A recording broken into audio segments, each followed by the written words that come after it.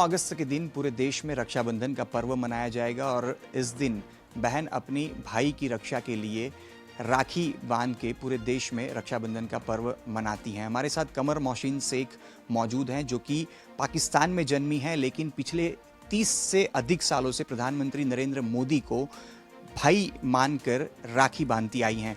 उन्हीं से बात करेंगे। मैम, पिछले 3 दशक 30 साल से भी अधिक लंबा समय हो चुका है, आप प्रधानमंत्री नरेंद्र मोदी के साथ आप लोगों के पारिवारिक एक प्रकार से कहे रिश्ते रहे हैं।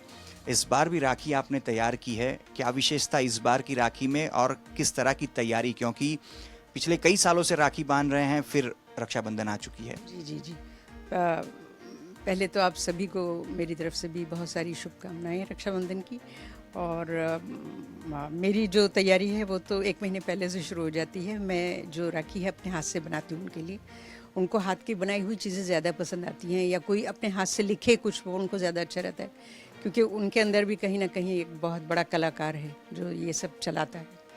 तो मैं ये अपने हाथ से बनाती हूँ, उनमें 4-5 बनाती हूँ, उनमें से जो मुझे सबसे अच्छी लगती है वो मैं उनके लिए रखती हूँ। और जब मैं जाती हूँ तो वो उनके हाथ पर बांधती हूँ मैं, और उनके लिए बहुत दुआएं करती हूँ। मैं जो राखी मैं बनाती हूँ उसके एक एक स्टिच में मैं उनके लिए दुआ होती है, मेरे दिल से दुआ होती है। अभी तक मैंने उनके लिए जो कुछ भी कहा है, जिस तरह उन्होंने अपना प्यार मुझे बताया है कि आज मैं जो कुछ भी हूँ समझिए कि उनकी वजह से ही हूँ, क्योंकि हमेशा उन्होंने जब से मिले हैं तब से हमेशा बहुत प्यार से बात करते थे। कैसी है बहन, क्या चल रहा है आजकल। मेरे हस्बैंड पेंटर हैं तो उनके बारे में पूछते थे कि वो क्या बना रहे हैं। मेरे बेटे के बारे में पूछते थे जो इंटरनेशनल स्विमर है, और हम लोगों को बहुत इनकरेज करते थे। ज़्यादातर जो पेंटिंग्स हैं, जैसे पोखरन की मेरे हस्बैंड ने बनाई थी, तो वो उन्होंने ही बताया था कि ऐसी कोई पेंटिंग बनाओ। उस वक्त अटल जी प्राइम मिनिस्टर थे, तो उनको हमने जाकर ये पेंटिंग दिया था।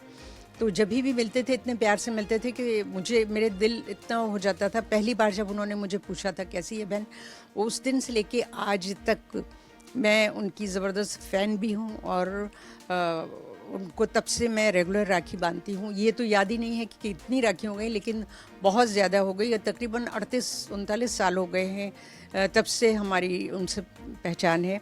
और जब इस बार जो राखी आपने बनाई है, इसकी विशेषता क्या है? कितने वक्त से आपने ये राखी बनाने की शुरुआत की है और जाने का प्रोग्राम या कार्यक्रम किस तरह से रहेगा? ये राखी मैंने अपने हाथ से जो बनाई है, 3-4 जो बनाती हूँ उनमें से ये मुझे ज़्यादा पसंद है।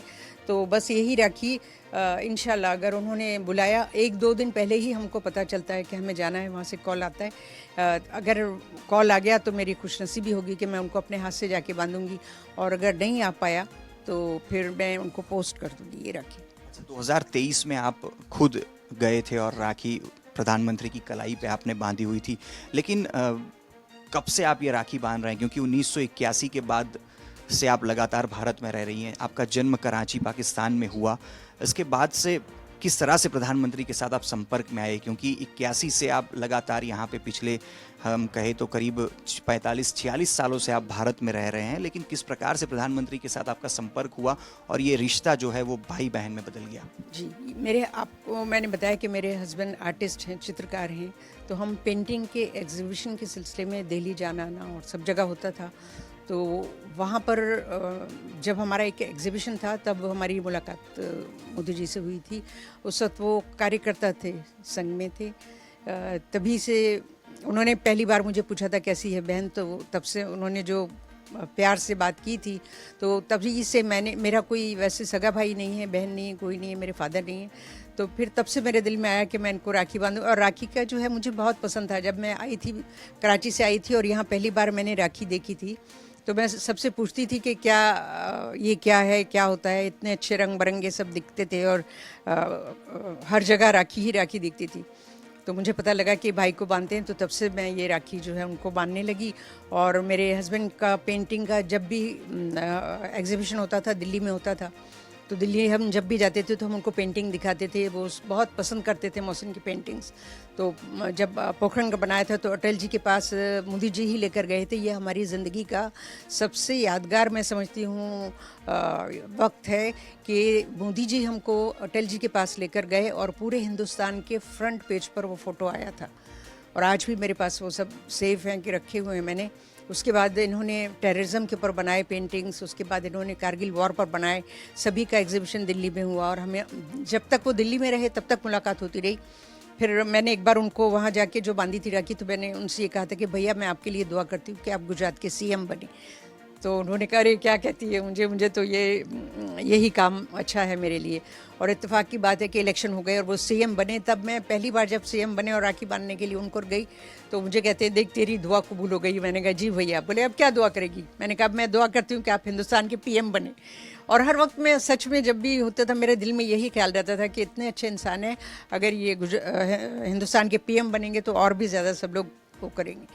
और उनकी काबिलियत से बने हैं, सब कुछ उनका है, लेकिन मुझे ऐसा लगता है मेरी दुआ कबूल हुई और वो पीएम भी बने। फिर मैंने पीएम बने, उन्होंने मुझे बुलाया, तब मैंने उनको जाकर कहा कि भैया मैं दुआ करती हूँ कि आप पूरे वर्ल्ड पर राज करें।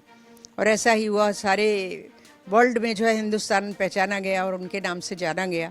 तो बस मैं हर वक्त उनको यही, उन्होंने बड़ी मुश्किल हालात में हिंदुस्तान में काम जब वो पीएम बने और किया है, तो हर वक्त मैं यही दुआ करती रहती थी कि जिस तरह वो काम कर रहे हैं अल्लाह उनको कामयाब करे हर चीज़ में, और हर मुसीबत से वो आसानी से बाहर आए हैं। और आज भी जो कुछ हो रहा है, मैं अभी भी यही दुआ करूँगी उनके लिए कि उनकी सारी मुश्किलें आसान हो, उनके कामों को आसान करे अल्लाह, और भगवान उनके कामों को आसान करे और वो इसी तरीके से आगे बढ़ते रहें, उनकी सेहत अच्छी रहे और वो हिंदुस्तान का इसी तरीके से काम करते रहें जैसे आज कर रहे हैं।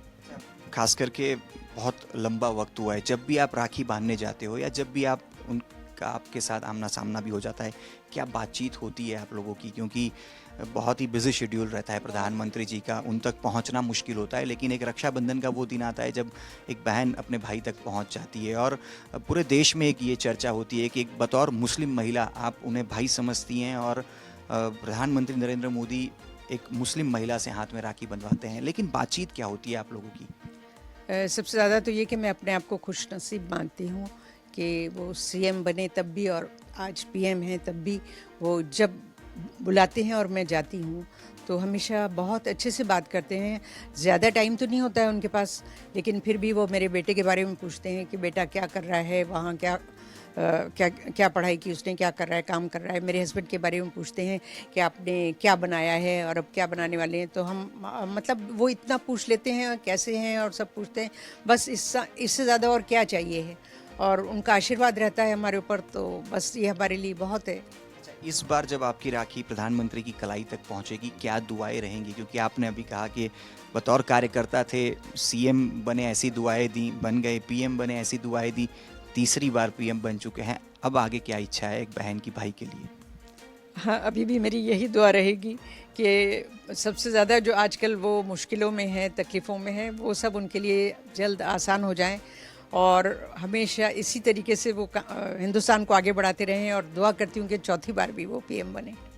चौथी बार भी पीएम बने, ये दुआ एक बहन की तरफ से प्रधानमंत्री नरेंद्र मोदी के लिए है। लेकिन कमर मोहसिन शेख की बात करें तो कराची पाकिस्तान में उनका जन्म हुआ, लेकिन 1981 में उनकी शादी हुई मोहसिन शेख से। उसके बाद वो भारत में रहने लगी और गुजरात में जब से वो हैं, लगभग हम कहें 1986-87 से लगभग प्रधानमंत्री नरेंद्र मोदी जब बतौर संघ में एक कार्यकर्ता के तौर पर कार्यरत थे, तब से प्रधानमंत्री को जानती हैं। और अब तो लगभग 30 से भी ज़्यादा साल हो गए हैं जब लगातार वो प्रधानमंत्री नरेंद्र मोदी के लिए राखी बनाती हैं और उनकी कलाई पे राखी बांधती भी हैं। और इस साल भी उन्होंने 2 से 3 राखियां बनाई हैं।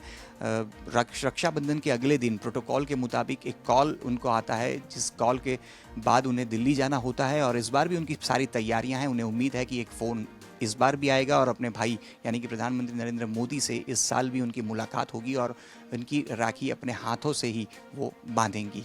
कैमरा पर्सन जयमीन व्यास के साथ अतुल तिवारी, आज।